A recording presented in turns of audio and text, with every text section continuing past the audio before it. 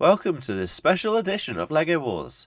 Tonight pride is on the line as 16 robot combat YouTubers from around the globe will be fighting out for the brick play button and bragging rights that the rest of us will live to regret, so without further ado let's crack on with the bracket. We'll begin with Jim Dramatic being represented by Mecca Bowser against David of Smeg and Agro, so let's see how James feels about the fights ahead. Hello there, Jim Dramatic here, and I'm going to be represented by Mecca Bowser in the YouTuber special on LEGO Wars. But yes, I am Jim Dramatic, I make Robot Wars videos, I do a podcast every now and then when I actually upload, and I also make top 10s on the Robot Wars and some random meme videos along the way, because why the heck not, right? Mecca Bowser is amazing. He's half Mecca and half Bowser. And guess what? He's made of Lego, the most dangerous substance known to man. The best part is he's also not voiced by Jack Black, but his evil brother Jack White, and there are no blue shells here. But yes, Mecca Bowser is here to destroy all opponents in his way with his spinny shell. Overall, I think he's going to do pretty well, actually. I think his chances are high, and yeah, he's representing me, so you know he's doing with the top bot out there, let's be honest with you. And not that top bot either. So I'm Jim Dramatic, represented by Mecca Bowser, and I can't wait to see how he does. Let's see how Dogs Bowser's opponent feels about this matchup. Oh, that's me, isn't it? Hello everybody, I'm David of Smeg, and I'm the insane individual behind the majority of the robots that you see in LEGO Wars, so I know everybody's strengths and weaknesses, and victory should be a formality for me and my wobber. But of course, if my opponents dare to think that they can come on my turf and win, they've got to keep in mind, I'm in charge of the edit, and I can rig this special faster than you could say Michael Massey. Good luck everybody. Where was I? Oh yeah, let's get on with the first fight. Roboteers, stand by. 3, 2, 1, activate. Little interesting tidbit here for you. Agro Wobber on their hammer, you can see it there. They've got Mecca Bowser's old arm. Oh, and it gets sent away straight away. Well, fair enough. I guess Mecca Bowser weren't too fond of that little idea. Mecca Bowser trying to bring in that spinning shell. Agro Wobber bringing down the big hammer. Good fight this one here between these two machines. The pit going down courtesy of Mecca Bowser. Former grand finalist going up against reigning LEGO Wars champions here. Mecca Bowser representing Jim Dramatic, known of course for his Robot Wars episode review podcast and his random retrospectives. Great fun those videos are. Meanwhile, Agro representing David of Smeg, the creator of this series. Oh, up comes the face of Agro Wobber. Agro Wobber, of course, one of two channel mascots this channel has, along with Sweepy, and it makes sense that the reigning champion represents the channel in this fight. Agro Wobber coming in for another side on assault, bringing in the hammer. Off comes one of their top panels. They've certainly taken the more damage in this fight. They've lost their front, they've lost their top panel, but that plow of theirs is renowned for being a good defense mechanism against spinners like Mecca Bowser's spinning shell. And is Mecca Bowser's spinning shell a little bit off balance there? It seems like it. I think some of the decorative panels have come off of it again, causing it to go unbalanced. Look at the half sideboard. Look, I love the design of Mecca Bowser. Such a fun machine, and it's easy to see why it represents Jim Dramatic, one of the more wacky, fun, silly YouTubers in this community. Of course, we're all good friends in this community, but in this arena, there are no friends, only enemies. And Agro Wobber coming in for another attack, trying to bring in the hammer again, and doing so. That hammer doesn't seem as powerful as usual, though, in this fight. I'm wondering if they've geared it down a little bit, perhaps. Maybe they're a bit worried it might do damage to it if it hits the shell too hard. Not too sure. Mecca Bowser's spinning shell certainly hasn't been the most destructive weapon this time around, which is a surprise. We've seen that thing tear robots to shreds in the past. Although Agro Wobber has suffered some damage at the hands of it, not as much as we thought they would have in this battle. And at the moment, I'd say Agro Wobber might just be on top due to aggression. Certainly not the most controlled of machines. Oh, goodness me, nearly throwing himself down the pit as I say that. Mecca Bowser, I think, has to be winning on damage just simply because of the amount of pieces of Agro Wobber littering the floor. So once again, it does seem to be coming down to control in this battle. Not too sure which machine has won on that one. Agro Wobber certainly using good tactics here, sort of coming in, showing bits of aggression, then backing away to get away from the weapon. Mecca Bowser seems to be having problems here. Their spinning shell is not spinning. Or is it? They're trying to get it spinning, but it's not really. There we go, finally taking off now. But another little tap there from Agro Wobber stops it from getting up to speed again. Good deflection work here from Agro Wobber, using their front plow as I thought they would. It's going to go to the judges this one. Not really too sure what way they're going to go for it. It is a close fight and a good fight to start this special. 6. Not too sure who won that one. Both machines doing their respective channels proud, though. Well, a very, very close start to this YouTuber special. That was the end of the Bowser arm. Meanwhile, AgRobot certainly showed more aggression throughout, I felt. They definitely were taking the fight to their opponents more. Yes, they did take damage, losing a top panel and their face. But I think control and aggression might just swung their way a little bit more, in my opinion. Mecha Bowser certainly seemed to be having control problems out there for the latter half of that fight as well. And the winner, by unanimous decision, is AgRobot. A commanding win for the home team as AgRobot marches on to the quarterfinals. Next up, it's Weldor MR2 against ESC Rara, so we'll begin with Jevons VT.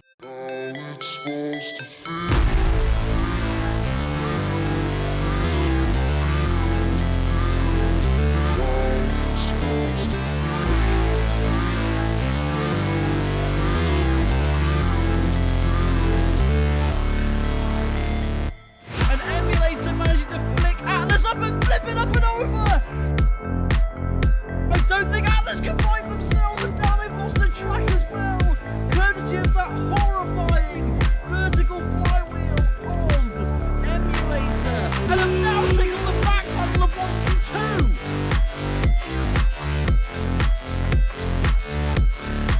Can they do it for Lego Wars?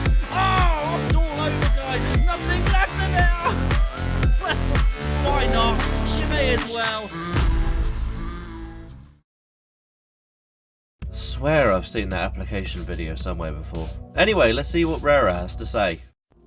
Hi, my name's Rara. I will be competing in the YouTube special of LEGO Wars. I'll be represented by my own creation, Block of Napalm. Now, where would you know me from? Well, apart from the ESC podcast, which qualifies me as YouTuber to some degree, despite not having made a podcast in a while. Oops. I am also known on the UK scene and internationally for doing silly things, such as working on a purple elephant robot and, well, beetle weights mostly. Really bad beetle weights. I'm rather hoping that Napalm can once again kick butt like she did in the international special and in her heat. And I'm very much hoping to take home a trophy for the battle of these YouTubers. I think that's enough. David, is this enough? Some fighting talk from ESC. Before we get on with this fight though, on behalf of the LEGO Wars crew, we're all wishing Rara a speedy recovery from her fall last week. With that said, let's watch Napalm have some fun with another spinner. Roboteers, stand by. 3, 2, 1, activate. So, Emulator will definitely start as the favourites for this one, being runners-up in LEGO Wars Series 3, and automatically causing damage there to Block of Napalm. Block of Napalm, of course, is Rara from ESC's baby, built by Rara, and won the hearts of many a viewer in its heat in Series 3 due to its determination and due to the fact that it never really died despite taking serious damage from several big spinners. It even beat Pain in that heat of theirs. So, oh goodness me! But don't count them out just yet, but serious damage being done there to Block of Napalm, courtesy of Emulator, and again, bits and pieces going flying out the arena here. Emulator by far on top. That's World of Woodrow's baby! Oh! But, speaking of problems here for Block of Napalm, they're now stuck on the edge of the pit, and surely it's only a matter of time until Emulator gets Block of Napalm down and out. Thanks for coming, Napalm. Or Emulator could just free it. Well, why not, I guess. What are you doing? Why did you do that? You had a win, you muppets, and you threw it away. Ah well, coming back in on the attack now and pinning Block of Napalm into the corner. Block of Napalm managing to get out of there though, trying to bring in those mandibles.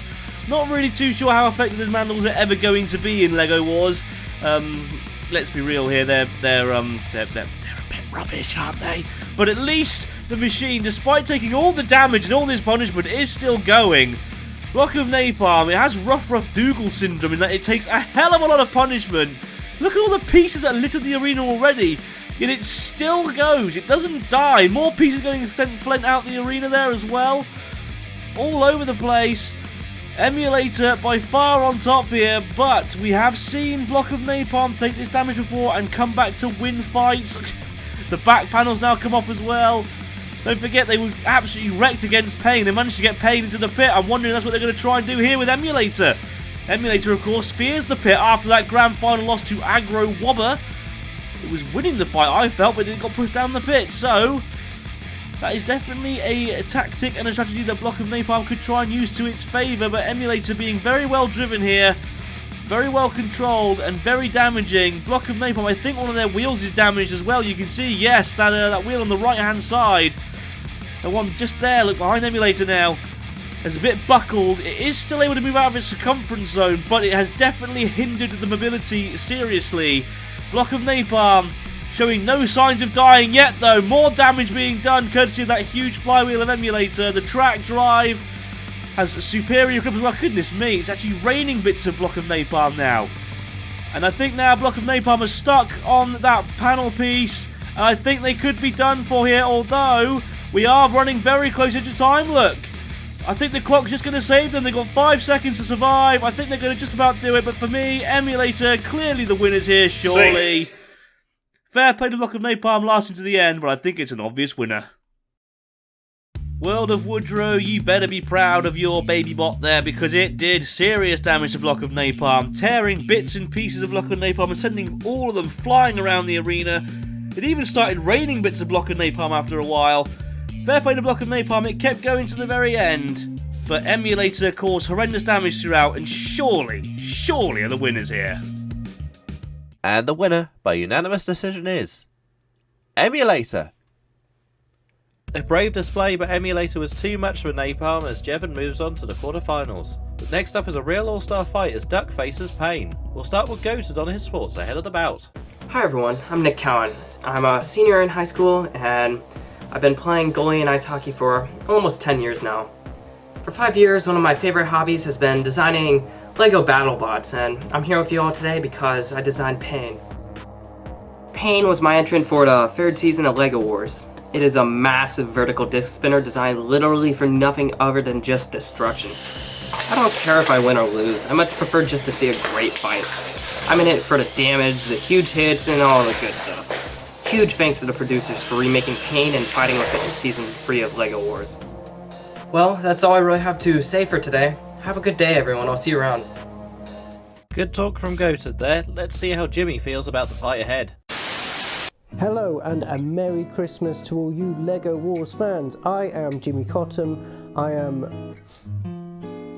am widely known for Robotic Idiotic on my YouTube channel, and also Team OTT, where I build budget betaweight robots and I do robot related things. I have been chosen to represent the most formidable fighting foul there is on the robot scene, and that is, of course, Duck. So why did I choose Duck? Well, for one, all the best fighting robots have faces. Duck, for example, Sikillalot has a face, Cybermen have faces, but Duck to me speaks volumes because Duck is based on the BattleBot Duck, and it is essentially a brick. And I thought that was kind of ironic for what we're about to do. It may not be the most aggressive robot out there, but Duck has charm. And how many fighting robots can you say have charm? Well, there's probably actually quite a few. But Duck always shines brightly. It's cheeky, it's simple, and it's effective. I just hope Duck can go all the way in this LEGO War special. Besides, I need another trophy to go with. Sorry, Anderson. Yeah. Ah, there's no better reason to win than to beat Anderson. Oh, that was recorded, wasn't it? Well, let's let Anderson do some talking in a fight, right? I'm gonna go, run. Roboteers, stand by. 3, 2, 1, activate. Bit of an interesting battle this one, the destructive machine against the indestructible object, although, being honest, Tantrum would disagree with that after he completely shredded Duck in the round of 32 bracket of Series 3. Duck, of course, representing the Jimmy Cotton from Robotic Idiotic. Pain representing Lego Goated, of course. It is originally from Lego Goated and was an international competitor in Lego Wars. Duck using that lifting shovel well to get Pain up and on its side, rotating itself. They hate that, don't forget that. Pain, meanwhile, though, doing a little bit of a weird sort of circular dance there, sort of break dancing, as it were. What on earth is happening there? Now they're finally righted, but I was Duck a little bit mad there for letting them go. I think Duck could have tried to keep a hold of them there and maybe tried to have opened the pit and got them down, because Pain could not get back from there. Now, Duck might want to reuse that tactic again, getting underneath Pain now and slamming it into the arena side wall. And Duck, for me, by far on top here. Pain are in all sorts of problems. Moving away. Now driving back. Can they right themselves? Trying to use the sidewall to their advantage. Not managing to do on that occasion. Did so at that time, though. And now trying to bring that spinner back in. But Duck, once again, flicking them over. This is a good battle here for Duck. They seem to have learned their lessons after taking that pounding from Tantrum on how to fight vertical spinners. Pain, definitely one of the most scary robots in the field of LEGO Wars at the moment. And, well, being honest, in all of LEGO Robot Combat, to be honest, it absolutely tears robots limb from limb. But here against Duck, they've been outmaneuvered, out-weaponed, and out-tacticked so far, I would say. They really are seeming to struggle to do any meaningful damage to that front of Duck. And this is a bit of a surprise, I'll be honest. I thought that this was going to be Goated's victory with Pain. Oh, and just as I say that, severe damage done there to the weapon of Duck. One of the arms has been snapped away. Duck now going for the pit button. Now, I wonder why they didn't go for that tactic earlier. I thought that they were going to go for that pit button straight away. Try and use their four-wheel drive pushing power to get Pain towards that pit of oblivion. It is right there, but Pain managing to turn away at the right time. Is this damage being done by Pain coming a little bit too late into this battle, I wonder? Oh, dear. Because Duck certainly has power left in that lifter. Flicking Pain over once again. The arena spikes seem to be catching up with Pain as well there. Duck trying to rotate itself now. Not really too sure how good of a tactic that is. Pain can't seem to right itself back in towards the polycarb wall there. Now, can they right themselves here? They're trying desperately and just do with a little bit of help from Duck there, actually. Duck pushing them back now. Slamming them into that side wall again, trying to get that lift in. Good fight, this one. It could well go to the judges, which again surprises me. I was expecting to see some shredded Duck in this fight, but we are going to go to the judges unless something drastic happens in the next 5 seconds. But I don't think it's going to. 3, 2, 1. Cease called just as Duck flips Pain over again. Very impressive display there by Duck, immediately getting underneath Pain and toppling them onto their side, which led to Pain getting stuck for quite a while there. They were a bit silly, I think, to let them off that lightly. But, in all fairness to Duck, they kept using their face as a good weapon, and whilst Pain did cause damage, I felt Duck was the more controlled and aggressive throughout. Not too sure what the judges will think. Let's go see what their verdict is, but that was a really good fight. And the winner, by unanimous decision, is Duck. Turns out it's harder to rotate a Duck than it looks, so Jimmy will move on. And while we're moving on to our next fight, make sure you're subscribed to Jimmy on YouTube, because if you don't, They hate that. Fight 4 sees 2 more veterans of the scene with P1 of Good Rebottle and Weldor MR2 Penny Milk. Let's first see how the Pack Guru Charlie feels about the tournament ahead. Hi, I'm Charlie from Good Rebottle. You may know me from such things as the RA2 Battle Boss pack and... Anyways, David asked me to represent P1 for the Battle of the YouTubers. Can't really think why, but I am hoping for the full faith that the team will carry through and that we'll be able to win. I even got my lucky chip to celebrate. Now, if you excuse me, I'm going to go back to my workout routine. 1, 2, 3, 4, 5. I see your parts there, Charlie, and I raise you a spoiler. Part collections aside though, let's move on to Anthony's VT. Hi, my name is Anthony Murney, otherwise known as 2 Penny Milk. What can I say about Weldor M? It is one of the OGs of LEGO Wars. Sometimes it wins fights, other times it loses, and sometimes it falls to absolute pieces, but it's got one good thing going for it. It's always entertaining to watch fight, and it is the first robot to be flipped in LEGO Wars history, so it's got that going for it. But I am confident in the new upgrades to Weldor, that the new side armours looks really, really good and can take on devastating spinner hits, and the spinner can do some damage when it gets the right direct hit. But I'm quietly confident that we can put on a good show this time, and maybe we win, maybe we won't. That's the beauty of the entertaining side of Weldor. But I want to wish all the competitors good luck, and let's hope we make it past the first round. Hopefully. God, I hope we win. Well, good talk from the pair of them, but only one could move on to face Jimmy, so let's see who'll take it. Roboteers, stand by. 3, 2, 1, activate. Not really too sure who the favourite is out of these two. They both had different levels of success in LEGO Wars, but it's P1 starting the strongest, underneath Weldor M straight away, but unable to flip it over. P1, of course, representing Charlie of Good Rebuttal, well known for his BattleBots RA2 replicas. Check out that channel if you haven't, it's very, very good.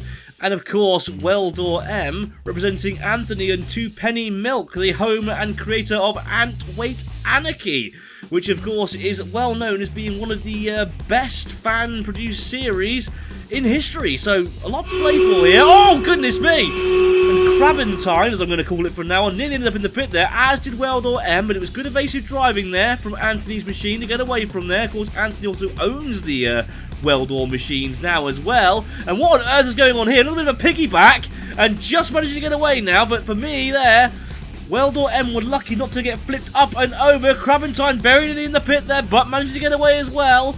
This is the reason why P1 has got a little bit more successful. It has that mini-bot helping it out. As you can see, the four-wheel drive mini-bot helps it out when it's pushing.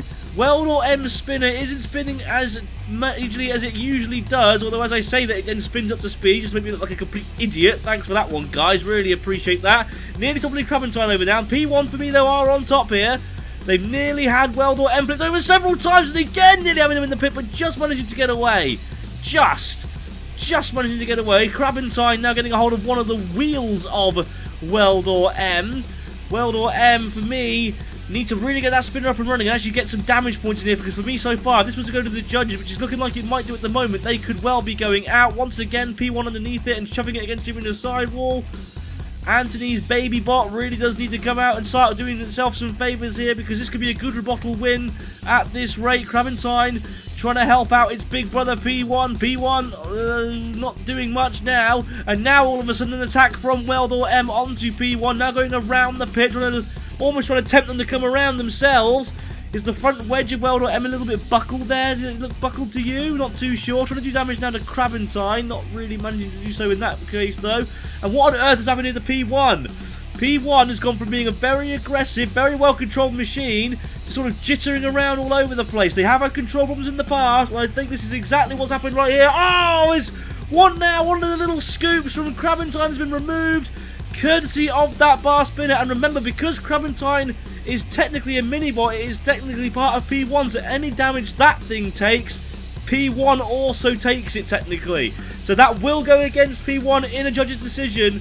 As far as damage is concerned, P1 not very aggressive in the latter stages of this battle. In fact, it's barely been mobile. The judges will have definitely taken notice. It is going to go to another judge's decision here. And I think P1 a little bit lucky to survive that long, to be honest. Weldor M certainly finishing the stronger. It's been a busy night for our judges. This is their fourth decision in as many battles. P1 certainly started the stronger for me, getting underneath Weldor M on several occasions, nearly flipping it 2 or 3 times as well. But then for some reason, everything seemed to go to pot after this little push here. P1 seemed to just lose all control and ability to move in a straight functioning line. And Weldor M, okay, it did damage to Crabentine, but that does count against P1 overall. And Weldor M certainly finished this battle the stronger. And the winner, by unanimous decision, is Weldor M.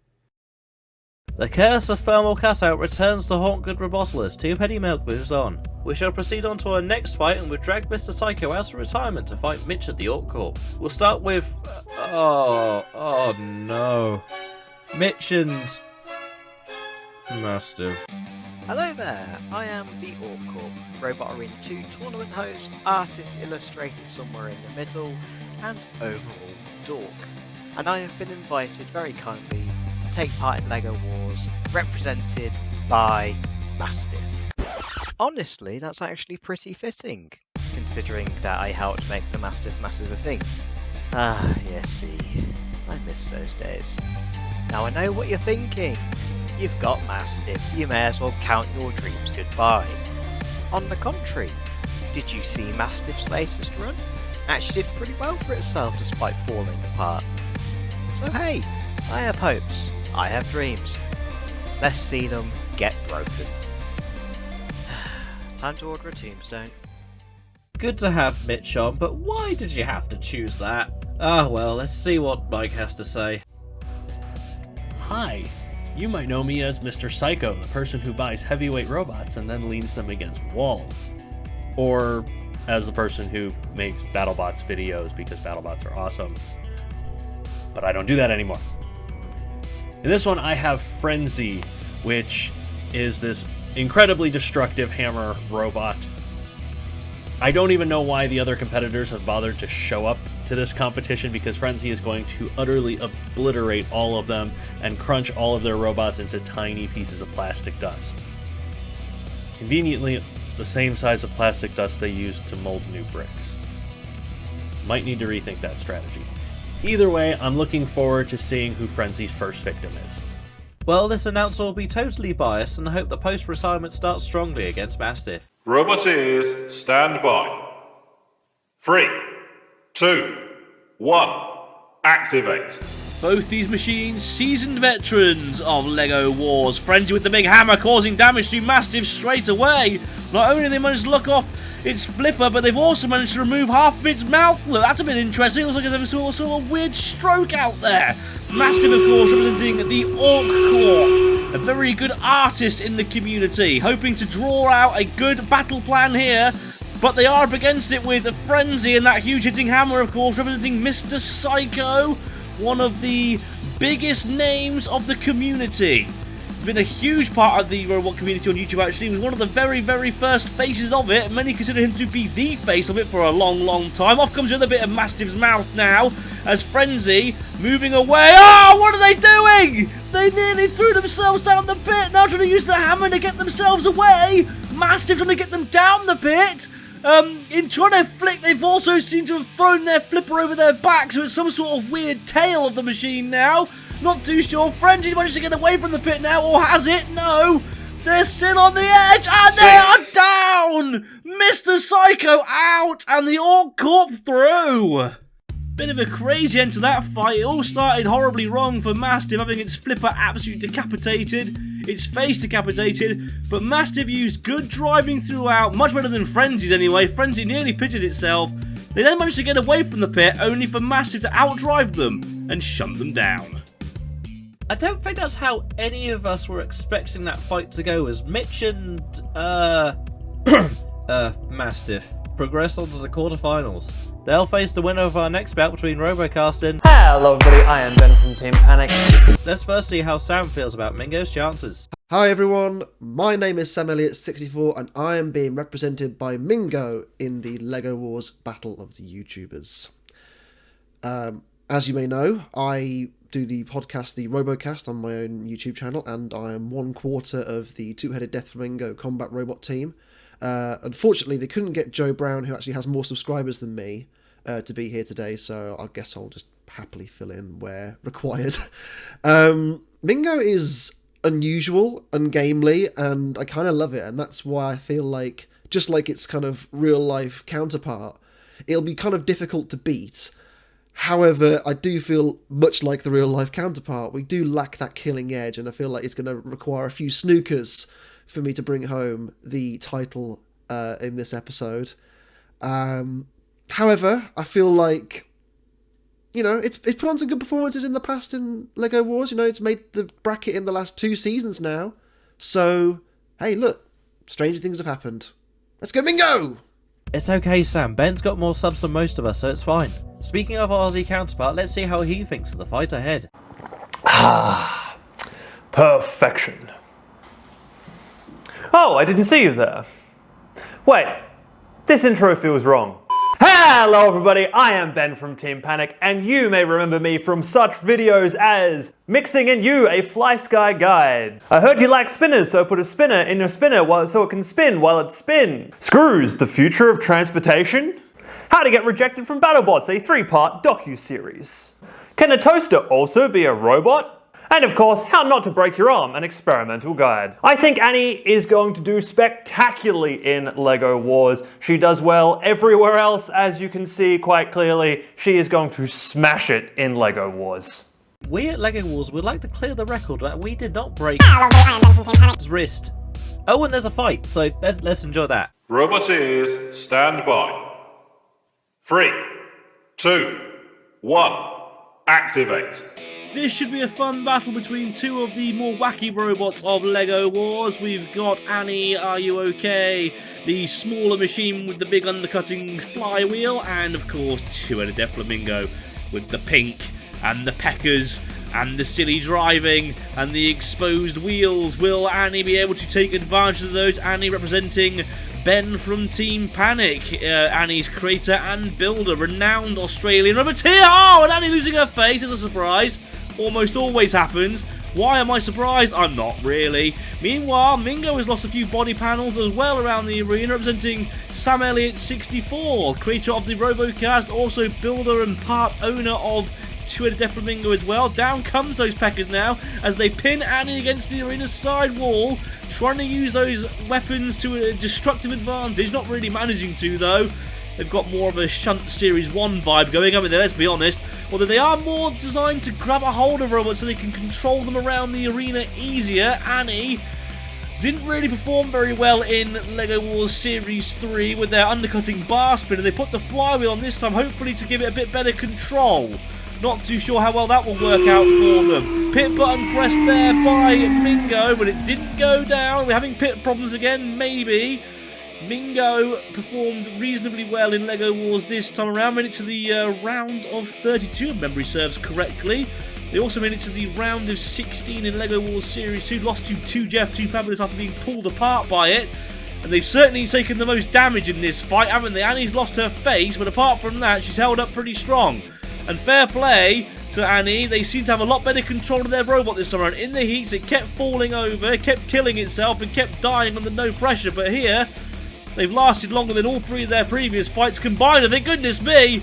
And that spinning flywheel on the underside of Annie has caused some serious damage there to Two-Headed Deaf Flamingo. And if this was to go to the judges, I would probably say Annie are on top at the moment. Mingo will really have to dig down deep here. Remember, their main tactic is to go for the pit, but upon trying to hit the pit button, it didn't go down. So, they have been ridded of that main tactic of theirs, or at least one of their tactics. And the only tactic I think they really had that was a viable one. Annie have no way of flipping themselves over at the moment. I think, in all honesty, that flywheel gives it too much surface area for it to do that anymore, which is another reason why they threw that on there, was so they had better control, don't forget. And it certainly worked out for them. Mingo now, though, giving them a little bit of a cuddle, a little bit of a squeeze, holding Annie in place. Not really too sure how many points they gathered for that if it goes to the judges. If it goes to the judges, that is. But Mingo are being shredded here, though it might go to the judges. They've got 9 seconds to last. I think they're going to make it. For me, Annie on top throughout certainly caused them more damage. But then again, Mingo did show a lot of aggression and control driving. Not too sure how this is going to go. This could go either way. Good fight between two very well-built machines. Not only are they two very well-built machines, they're two very respected YouTubers in the community. So it's a shame to see these two have to fight each other so early on, really. Annie, for me, certainly the more destructive machine. But was Mingo more controlled and more aggressive throughout? I'm not too sure. And does the damage points outweigh anything else that Mingo did? Very difficult fight to judge this one. I'm not too sure what way it's going to go, but we're about to find out. And the winner, by unanimous decision, is Annie! An excellent fight there as Annie picks up its first LEGO Wars win over the former seeds. Now it's time for our commentator Anderson to introduce his entry tonight. Oh, I do love it when people get murdered in these things. Oh, hi there! I didn't see you there. I'm Anderson9132, the Robot Wars guru. You may know me from my YouTube channel, Anderson9132, where I have 2 main series. The first of which is called the Robot Wars Guru. It's essentially a series where I take a look back at Robot Wars and discuss my opinions on things. The videos in that series will often vary, from anything to episode reviews, to robot discussion videos, Hell, I even do videos where I predict what might have happened in an alternate timeline had things gone a little differently. And the second series that I'm known for on that channel is Robot Wars Armageddon Rebirth. This is essentially a show where I, a full-grown 28-year-old man, play with Robot Wars toys in a homemade arena. Hurry up, mate, you haven't got all night. Before is probably being the voice of LEGO Wars. How did I become the voice of LEGO Wars, I hear you cry? Well, it has something to do with being incredibly handsome and having the voice of Poseidon himself. And I don't think it's much of a stretch for me to turn around and say that without me, LEGO Wars would be nothing. God damn it, Blim's Running Series 3 was shorter than this.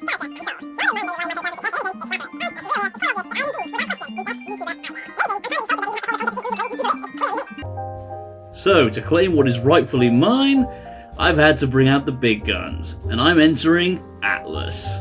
Atlas is by far the most dangerous robot in LEGO Wars, so I should have absolutely no problems wiping the floor with the competition and claiming what is rightfully mine. And you guys may be thinking, why not build your own robot for the competition? Well, Atlas is actually originally my design. That means David is double in my debt, because I created the greatest robot in LEGO Wars history. You're welcome, David. I would wish my competition the best of luck, because, let's be real, they're going to need it. However, why should I? I'm going to win this thing because I'm the best. I'm the greatest, and they're just going to have to accept that. Without me, we wouldn't have LEGO Wars, because LEGO Wars would be pointless, and no one would watch it. Thanks to me, you guys have something to watch every year. Remember that when I wiped the floor with everybody who thought that they could even attempt to try and take on me, the greatest YouTuber of all time. Oh, God, putting that voice on really does strain my throat out. Oh, Lord. Wife, do we have any strepsils? Thank you, Anderson, for that enlightening video. Anyway, Atlas's opponents is Spinnerproof and Catto, so let's see what Ryan has to say under zero duress whatsoever. Sam, I don't know if this message will ever reach you, but if it does, you need to know that you are in danger. Spinnerproof is in danger. David Smeg, the creator of LEGO Wars, has found our YouTube channel and insists that this makes us YouTubers. They say we've got to take part in some barbaric trial by combat against other creators, and we cannot let that happen. I'm on the run, but it's cold out here. Thermal cutout can't save me. They will find me. But for you, Sam, there is still time. You need to get hello there. You need to run. You need to find high ground. You need to find somewhere that LEGO cannot go. I don't think I'm going to make it out of this, but you still can. So please, please, Sam, tell Craig Danby one last time that we are sorry. We'll always have Kylo Ren. Oh, Ryan, it's too late. You're a YouTuber, and you're up now. Roboteers, stand by. 3, 2, 1, activate. So without wanting to sound biased here, I have to say that Atlas is the favourite to win this one, simply because of its success rate. No bias at all, I promise you that much, but it is a former runner-up, it's a former international champion, and it is the current top 8 finisher of LEGO Wars Series 3, so much to be expected from them here. Catto, meanwhile, its main feature is googly eyes, the fact it knocks its own back panel off, and the fact that I can't pronounce its name properly. That's not my fault, it's the creators. If you're going to give a robot a silly name like that, expect it to be mispronounced once in a while. But they also got that big swinging axe. Catto actually representing Spinnerproof, in particular Ryan from Spinnerproof, who has helped out a lot with LEGO Wars filming over the last 2 series, and just a wonderful person overall, really, actually. So good luck to them. Really, really good luck to them here in this, what should be a good fight between 2 very different machines. Catto's back panel, as I said earlier, knocked off by its own weapon. Can they bring that big swinging axe in to actually do some damage to Atlas? I'm not too sure how much damage it will do to Atlas. It's a very sturdily built robot. Meanwhile, Catto managed to do a good job of avoiding that scoop. I think this is Atlas's main issue, you know, is that whilst it has got a very good lifting weapon, it has to be very controlled in order to get that weapon into play. And as you can see just here, look, Catto at the moment outmaneuvering them. But Atlas now underneath, but didn't take advantage of it. I wonder why. Were they waiting for a particular time to get underneath it, maybe? Maybe sure they were definitely underneath it before they could. And they're getting underneath it once again now. Oh! but Catto getting off the lifting scoop before it lifted. Down comes the big swinging axe once again to Catto as it backs away to that corner. Atlas trying to get underneath it now. Down comes the axe once again. I'm not too sure how much damage it's done or is doing. Being pushed back there, but Atlas being pushed back now by Catto. Good fight this one so far. A bit cagey, but it is very, very close. I'm not too sure who's quite going to grasp it here. I'd say Atlas has been the more aggressive, maybe. Or has it been? I'm not really too sure. Neither machine has really done that much damage to one, though. Like I said, the pit's gone down here. Down comes the big swinging axe again. Catto will try and get them down the pit. They've got four-wheel drive, don't forget, so lots of pushing power. But then again, Atlas has got the grippy tracks. Now, one thing I have noticed is Atlas can't quite get underneath the front of Catto, and I'm just wondering if maybe, just maybe, that will actually prove to be a favour towards Catto maybe in this fight. Not too sure, but that certainly wouldn't be. They left themselves for a broadside assault there. Now getting underneath Atlas and nearly having it down the pit, but Atlas just managing to hold on. Just now trundling away, and now Catto getting underneath and managing to slam the axe down. Atlas turning around and coming in for another attack here. This is going to go to the judges. Another judge's decision in this special. What a fight this was. Oh, and serious damage done in the last few seconds there by Atlas. And I'm sure that might just be decisive, but I'm not too sure. That was a really, really good close fight. Well, as much as I hate to admit it, I actually think Atlas were being trumped there for quite a lot of that fight. Catto well driven and managed to get several good attacks in with that axe. My worry is the axe, despite making contact on many occasions, didn't really do much damage to Atlas. And Atlas, despite nearly getting pitted here, for me personally was the more controlled throughout the battle. Catto is certainly the more aggressive though, always coming in and trying to swing that axe down. And I'm just wondering if this late damage done here by Atlas will be enough to swing it for them on the judge's decision. And the winner by split decision is Atlas. A brilliant performance from both, but it's Anderson and Atlas who will march on, leaving us with our final two YouTubers to introduce themselves. The first being our friends over in Canada with Battle Bricks. What a match, with Sweepy picking up a stunning victory and remaining undefeated. I just can't believe it. He's actually taking another victory. Now that's just disrespectful. Sweepy dancing around after picking up the victory. Well, he's gonna have to do something spectacular in the next round. Hold on, what's this? What's this? Oh my god. Oh my god. By God, it's Nightmare with a steel chair. Oh, look out! Well, you don't know the trouble you're in for treating Sweepy like that. Let's see if Oliver is more endearing to the LEGO Wars overlords. Just letting you know I still need your intro for the YouTubers special. The what? The YouTubers special, you're in it. David, I haven't uploaded anything in over a year. ESC is dormant as is no more Spinass. We're not even recording a crap heap challenge this year. You're in the special, no excuses on that one. Is fighting with Quack even okay? Fifufrutin. Don't expect me to do well. I'm here to have fun. And to watch Mastiff be the greatest of all time. I'm going to ignore that. Reckon you can have the intro done by tonight, bud? Already done. That is correct, Oliver. There is no escape. Oh, that's better. Let's get on with the fight before any more shenanigans happen. Roboteers, stand by. 3, 2, 1, activate. So here we are with the final battle of round one of this YouTuber special, Thwackenhutton versus Nightmare. Thwackenhutton with that big thwacking arm with a circular saw on the end of it. Nightmare with that very destructive flywheel, which has caused lots of damage so far this year of LEGO Wars, already causing damage out of Thwackenhutton. They represented Canada in the International Championships earlier this year because Nightmare is definitely Canadian. We must remember that fact. It is definitely a Canadian machine. Meanwhile, Thwackenhutton managed to make it to the round of 32, lost there to Dietor after a pit malfunction issue. trying to use that big thwacking arm. It's not the most destructive, but it is very aggressive and very fun to watch. Nightmare also went to the round of 32, lost there to Pain after getting absolutely mullered, but which is quite ironic considering how deadly that spinner of theirs actually can be. They actually tore apart Frenzy in the previously mentioned International Special.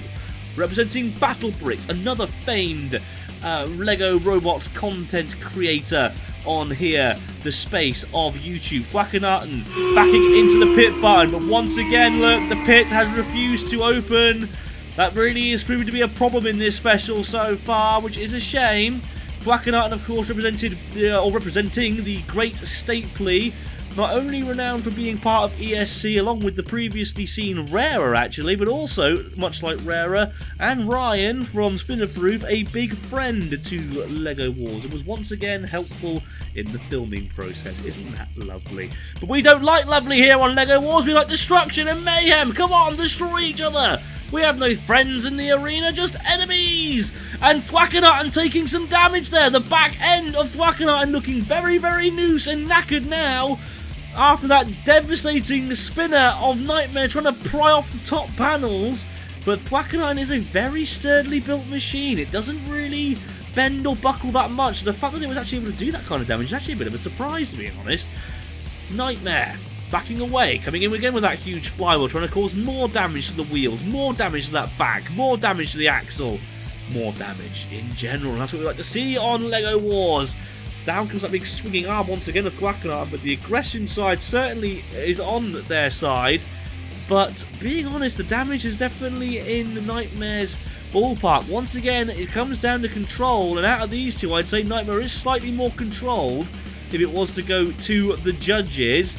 Thwackenarton now trying to drive away. Oh no, not again!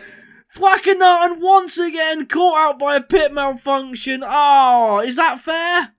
Well, apparently it is fair because the judges have said that Nightmare go through. Battle Bricks can sigh a sigh of relief. Meanwhile, I feel bad for the Great Stapley, I really do. Thwackenarton is a very fun, interesting, and unique robot for LEGO Wars. Certainly an aggressive one as well. But unfortunately, they were let down by themselves. They hit the pit release button, the pit didn't go down, and then it decided later on in the fight to stab them in the back. Right here, look. Oh dear.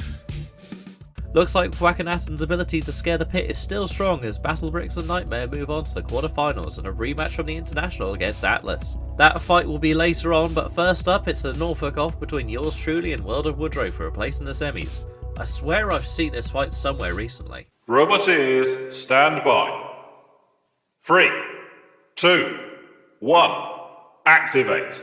Oh, did Emulator start spinning up there before Activate was called? That could be a bit controversial. Agwabber now, meanwhile, bringing in that front plough.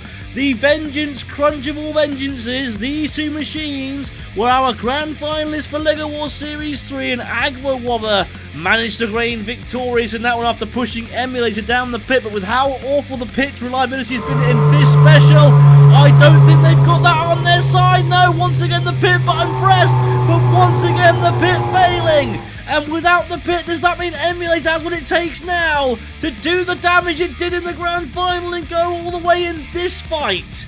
Not too sure. Agwabber pushing them back and bringing down the hammer. That's not to say, by the way, that Agwabber did not deserve its win. It certainly did. It was easily one of the best fights in the series, and being honest, one of the closest. Either robot could have won it, but Agwabber used superior driving in that battle to win. But without the pit there, it means that they will struggle a little bit more than they would have normally. As Emulator bringing in that spinner, causing damage to that front plough now. Part of it's hanging on by a thread. The top panels of Agwabber have also gone since. Down comes the hammer with a huge strike there, and another one. Rapid fire strikes. Wobber would be the favourite for this fight because of its championship win, but Emulator only just lost that battle. Weldor MR2 versus David of Smeg. LEGO Wars creator versus Grand Slam creator, also versus the creator of This Week in Robot Combat, a series about the news of Robot Combat. Very, very good series as well. Down comes the hammer once again onto Emulator. Emulator trying to bring in that flywheel some more. Very good battle this once again we thought it would be. One of the biggest grudges of all time. Who will come out on top of it this time? I wonder. If Emulator can get a victory here, the score will be 1-1 between these two, and will certainly be a gateway to a much longer and much bigger feud down the line. More damage has been done to that front plow of Agro-Wobber. It seems to be the only one that can really do any meaningful damage to that front wedge of Agro-Wobber. Agro-Wobber have got themselves stuck on their own body panel here.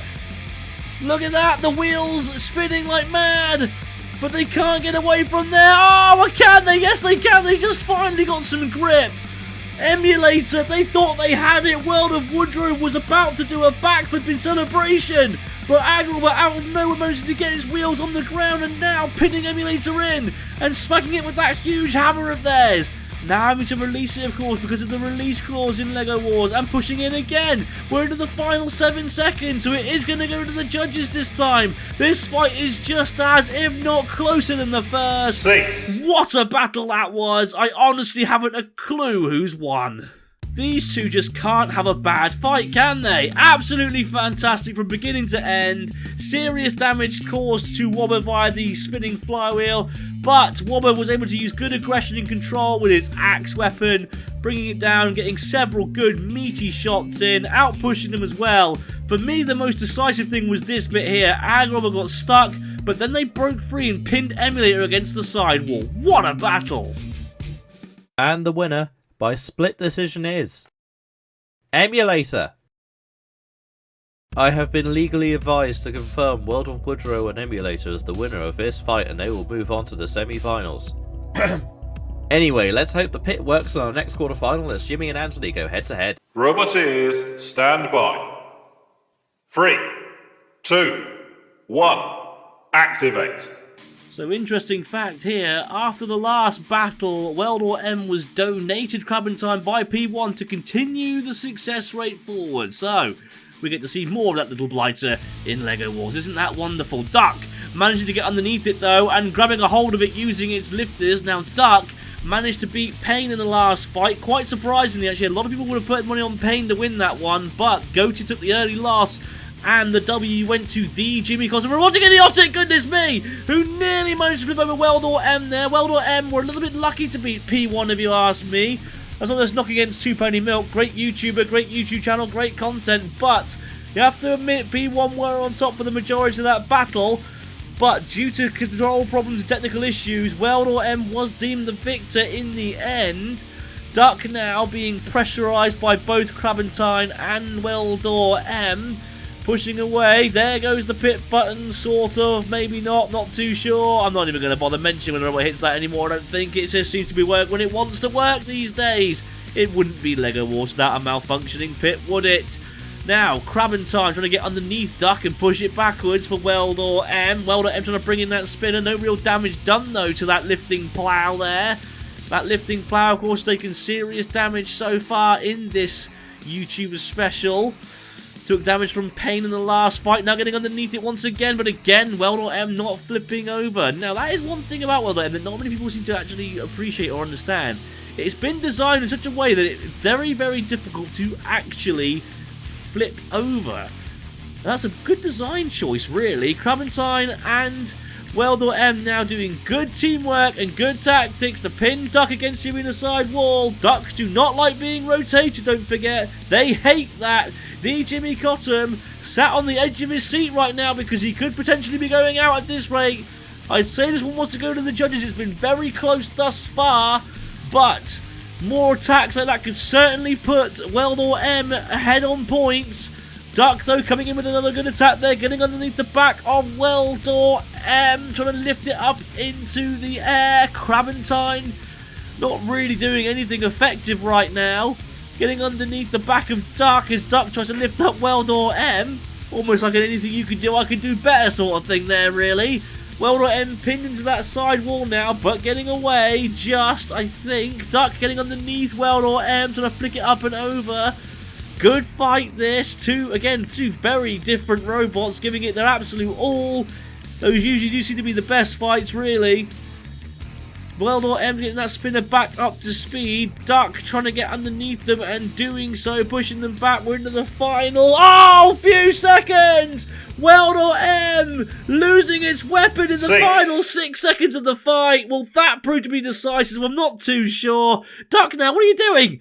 Cease has been called. Why are you attacking Crabentine? No! Cease has been called, you bullies! Very difficult fight to judge this one because both robots got several good attacks in. Crabentine got stuck underneath Duck. Duck nearly flicked over Weldor M at one point. And again here also managed to get underneath it as well. But then Crabentine and Weldor M used good tactics to outmaneuver Duck and pin them around quite a few times. Weldor M got stuck into the corner there. For me, one of the more decisive things that happened was here when Weldor's weapon flew off. Will that be the decisive factor? And the winner by split decision is Weldor M. Controversy reigns in the arena as the pit release appears to have gone on strike. Oh, and Weldor and Anthony are through to the semi-finals. Now surely Mitch and Mastiff will fall in our next quarterfinal against Annie. Surely. My sanity rides on this result, Annie. Don't fail me. Roboteers, stand by. 3, 2, 1, activate. I tell you what, it's great to see these two machines this far. Mastiff straight away getting underneath Annie and pinning it back. It was great to see Annie work so well in the last fight against Mingo. It was great to see Mastiff manage to get past the first round against Frenzy. So now it is Mitch versus Ben, Orc versus Team Panic. Mastiff managing to flick Annie up and over using its flicker. And I think that could actually be it for Annie. Annie flipped over. We know that they don't do well when flipped. They proved that in their heat in Series 3 of LEGO Wars.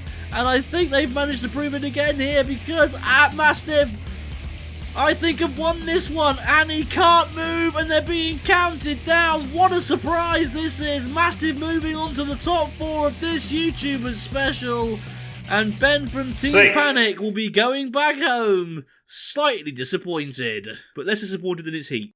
What a fight that was there for Mastiff.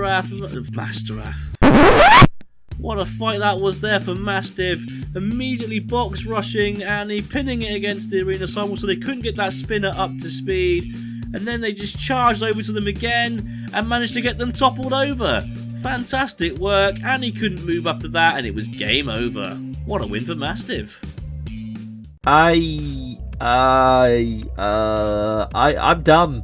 I don't have words for the bizarre, confusing things happening in the arena tonight, but I'll congratulate Mitch and that for making the semi-finals. Jeez, I'm gonna need so much therapy after this special. Anderson and Will are next up. I'm gonna go wail in the corner. Roboteers, stand by. 3, 2, 1, activate. Now, if I'm honest, Nightmare is renowned for having that big, scary spinner, and Atlas is known for not doing too well against big, scary spinners. If I was Atlas's creator, I would be worried. Wait, I am Atlas's creator. Damn, I best be worried then! Anyway, Atlas proved me wrong straight out the gate, though, getting underneath Nightmare and nearly flicking it over straight away, but they did that little overbalancing thing, and once again, Nightmare is able to land back onto his wheels. Atlas now driving all the way back against you in the sidewall. That wasn't very good control, was it? Getting underneath Nightmare once again, though, and pushing it back. Battle Bricks will be watching closely here. We'll be hoping for another win. Trying to bring that spinner into those tracks of Atlas, but this time they held firm. Just managing to hold firm, bringing that spinner now into the scoop of Atlas. Atlas's scoop, though, managing to deflect that spinner quite well. And for me, at the moment, I would say this is very even, but Atlas might just be on top, pinning Nightmare into the arena sidewall again, using good pushing power and good traction from those tracks. And it's Lifter now, managing to pry Nightmare into the air, but Nightmare once again landing back onto its wheels, although Atlas didn't overbalance that time. Maybe it's finally getting a little bit better than managing to do that, I'm not too sure. Using that lifting scoop, Nightmare backing into the pit button, which well, did nothing really, didn't it? It did absolutely nothing. Oh, for Meanwhile, Nightmare trying to get that spinner into play on the side of Atlas, nearly flicking it there. Now we saw how easily Emulator flicked Atlas over in the round of 8 in LEGO Wars Series 2, but Atlas not letting them affect them here, and again coming on the attack. I think they've learned from that fight, if anything, Atlas have. They're trying to use a bit more aggressive driving these days to stop that from happening again. Has Nightmare's spinner stopped spinning? It isn't spinning at the moment, Atlas once again getting underneath Nightmare and trying to see if they can finally topple it, and they've done it! Atlas have flipped over Nightmare, and I'm pretty certain that's it, and they even know it. Look, celebratory dance in the centre of the arena. Battle Bricks is done for. Fair play to making it this far in the competition, but you got 5 seconds to right yourselves. Nightmare, it's not going to happen. They're done for, and Atlas make it through to the semi-finals. Good win there for Atlas. What a shame for Battle Bricks. Better luck next time.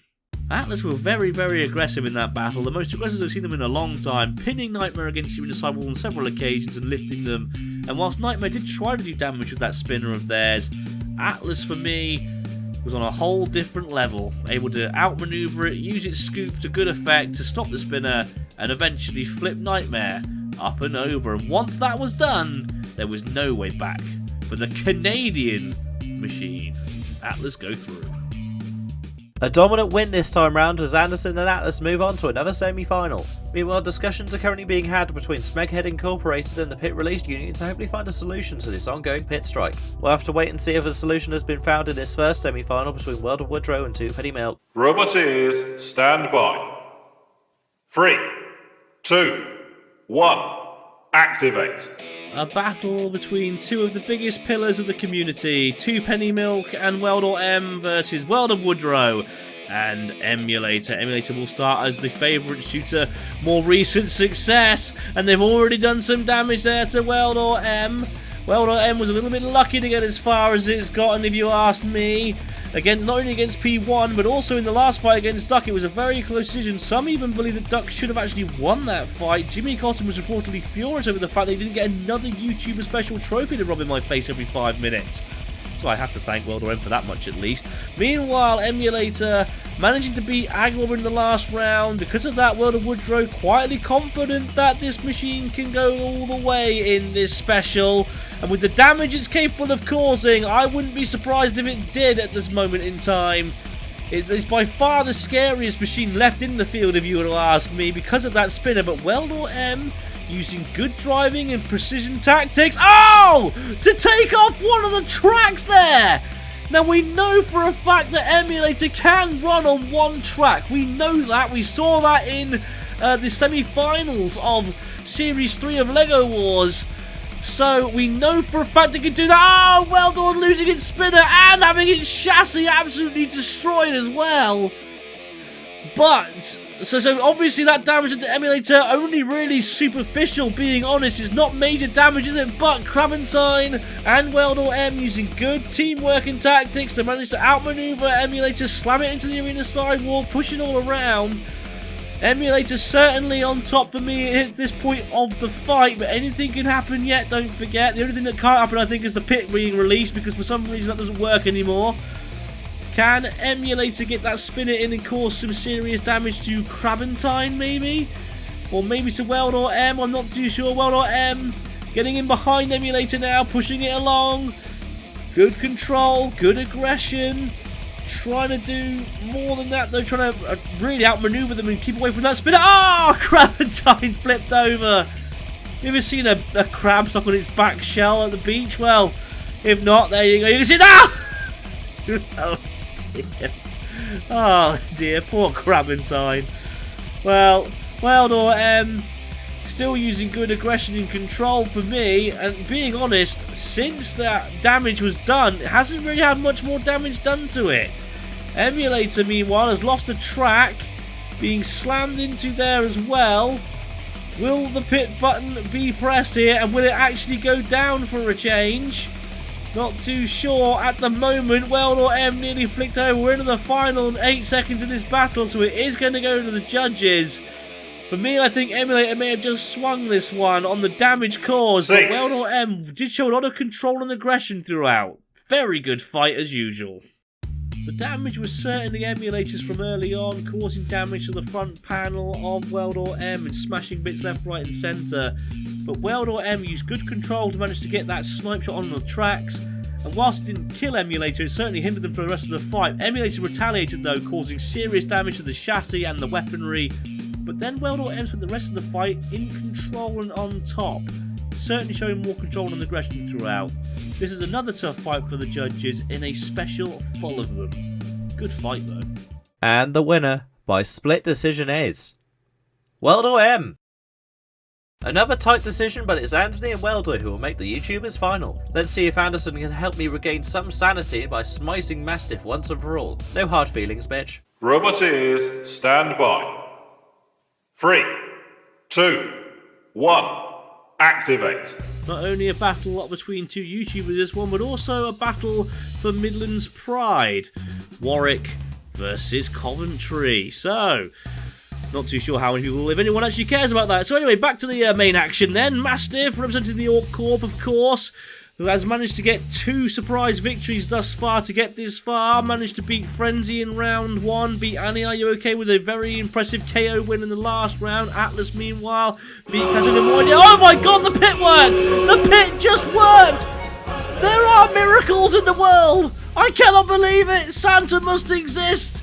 I'm absolutely shock and awe. I cannot believe it. Atlas, meanwhile, beat Catto in a very close decision and then beat Nightmare by flicking it onto its side in the last round. But Mastiff, for me, at the moment, actually on top and nearly had Atlas in the pit there. But Atlas were able to use good evasive driving to get away from the pit before they can be pushed down. Mastiff trying to use that lifter now, but it's in the wrong place, lads. You need to be underneath Atlas, and now they've thrown it off themselves once again. Honestly, that lifter would be more useful, I think, as a projectile weapon than an actual lifter. I really do mean that.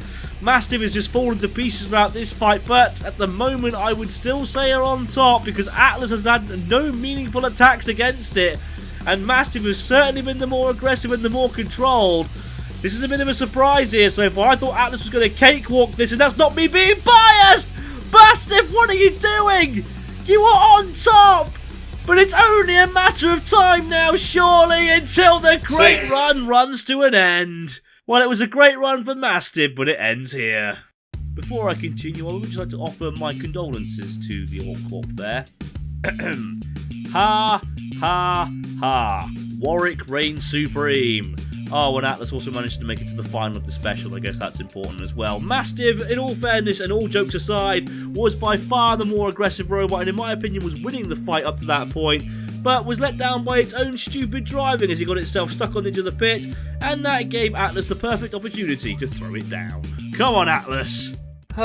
For a moment there I was terrified we were going to need to order 66 this special, but fortunately sanity prevails as Atlas moves on to another final and the pit is at last working again. Let us celebrate by Jevon and Emulator ripping Mastiff to pieces. No pressure, but your place in Series 4 rides on this, matey. Roboteers, stand by. 3, 2, 1, activate. Emulator will want revenge here after that unfortunate loss in the last round, and Mastiff, unfortunately, is going to be the punching bag. Already losing its flipper, now being pushed back into the pit button, and damage being done all over Mastiff. Just body panels littering the arena straight away. World of Woodrow's baby bot is back with vengeance and is causing all kinds of damage to Mastiff. Mastiff, though, to be fair, is still moving. Representing the Orc Corp, don't forget. You got to give credit to the Orc Corp. Not only is he a great artist, not only does he have one of the best RA2 series at the moment, Orc Wars, but he has also got a great representative here. And if you ask me, on the aggressive there, and is it me or has Emulator Spinner stopped spinning here? I think it might have, but Mastiff getting itself caught on the edge of the pit once again, and down it goes. Well, despite Emulator's weapon scare later on in the fight, that fight was, let's be honest, all Emulator, causing horrendous damage to Mastiff. The Orc Corp can go home happy knowing that he came fourth, but third place in the bronze belongs to Emulator after causing some serious damage and then sending Mastiff down the pit. Well done, World of Woodrow. And despite breaking the weapon, Mitch and Mastiff are consigned to the pit as it's World of Woodrow and Emulator will take the bronze. Now all that remains is to crown a winner. It's been one of the most bizarre specials we've had in LEGO Wars, but we're left with two veterans, not only of the LEGO Wars scene but of the robot combat content creators too, so let's see if it's Twopenny Milk and Weldor or Anderson and Atlas to lift the brick play button. Roboteers, stand by. 3, 2, 1, activate. So it's all boiled down to this, the final of the YouTubers special. Atlas, representing myself, versus Weldor N, representing Anthony and 2 Penny Milk. And being honest, Anthony is a great guy, a great YouTuber with some great content, and if I was to lose here today to him, I honestly wouldn't mind. With that being said, come on Atlas, win! You can do it! Beat them! Beat Crabantine! Win it! For Anderson9132, the Robot Wars Guru. Anyway, back to the action. Atlas getting in behind Weldor M. Obviously heard me there because they're pinning Weldor M into the arena sidewall and lifting it up into the air. Now this, remember, is a rematch from the International Special earlier this year. These two fought in the 3rd and 4th place playoff, and Atlas lost that fight to Weldor M after Weldor M got underneath it and pushed it down the pit, despite Atlas nearly flipping Weldor M earlier. Will history repeat itself here, or will Atlas gain revenge for that? Crabantine and Atlas tying up now. I'll be honest, Atlas seems to have more fun attacking Crabantine and pushing Crabantine down the pit. Now that was a good tactic. Get rid of Crabantine and make it a one-on-one fight. Crabantine can't get back out of there now, so it is definitely a fight between Weldor M and Atlas. Atlas managed to get that lifting scoop into one of those side wedgelets there of Weldor M and nearly prying it off. Weldor M was able to get away then. Can Weldor M get underneath Atlas's front while it's raised like that? Well, no, obviously, because the front is now lowered. Now Atlas underneath Weldor M and pinning it against him in the side wall here. Atlas are desperate to get their revenge after that loss in the International Special. But Weldor M, a very well-driven machine with a very good weapon, being pushed towards the pit here and on the verge of defeat, but just getting away. That was good driving there by the Northern Irish machine. Now being slammed into the polycarb sidewall, and once again Atlas underneath it. Can they get them toppled over? No, they overbalanced once again. Atlas just on top at the moment for me, but there's still plenty of time in this battle for Weldor M to pull this the other way. If they can get that spinner in on the tracks, again Atlas trying to get them down the pit, but again Weldor M managing to get out of the way there. Atlas now underneath the front wedge of Weldor M and pinning it against him in the sidewall, and again trying to lift it. Now this is the tactic they use in the International Special. It backfired on them horribly because it meant that Weldor M could get underneath them, but they've now managed to pry off the front wedge. So Weldor M will now struggle to get underneath it, and Atlas again trying to push them towards the pit, but again Weldor managing to just turn out the way. What a final this is between these two machines. Both of them worthy winners if you ask me after this performance. Atlas for me just on top, but Weldor M certainly bringing it back in these opening seconds, or closing seconds I should say. They've got 5 seconds left in this battle, and Weldor M certainly finishing on the aggressive as cease is called. What a final, what a special. Let's get to the highlights. Atlas certainly started this fight the strongest, getting underneath Weldor M and lifting it up into the air, whilst Crabantine did absolutely nothing in the background there, you can just see it. Then they managed to get rid of Crabantine. That was good tactics from Atlas, so they could only focus on one robot. Then they got their lifting scoop jammed into the side of Weldor M there as well. Weldor M, though, did use some good driving and aggression throughout, but Atlas kept on managing to get underneath them and lifted them into the air, and even managed to pry off their front wedge panel as well. Will that damage be decisive? Let's find out. And the winner, by unanimous decision, is Atlas.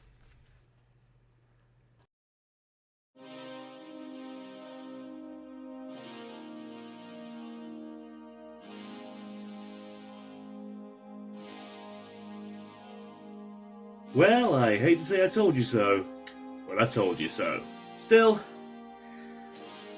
here's a nice drink to all those who took part. Well done, guys. That's all from our YouTuber special tonight, but before we go, I'd like to thank everybody who has participated and shared some of their creativity in this special. The community is in debt to you all. For now though, I've been your host David Smeg, and we'll see you in the next one.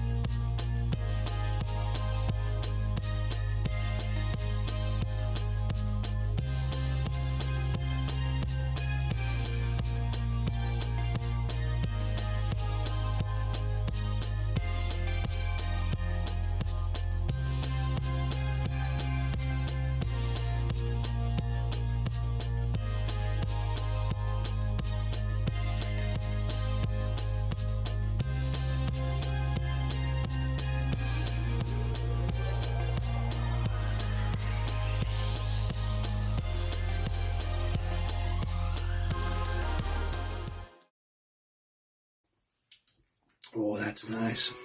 Oh, what's the matter? Oh, do you want some as well? Of course. There you go, bud. Oh, you're such a good boy. You did me so proud. Well done. What am I doing?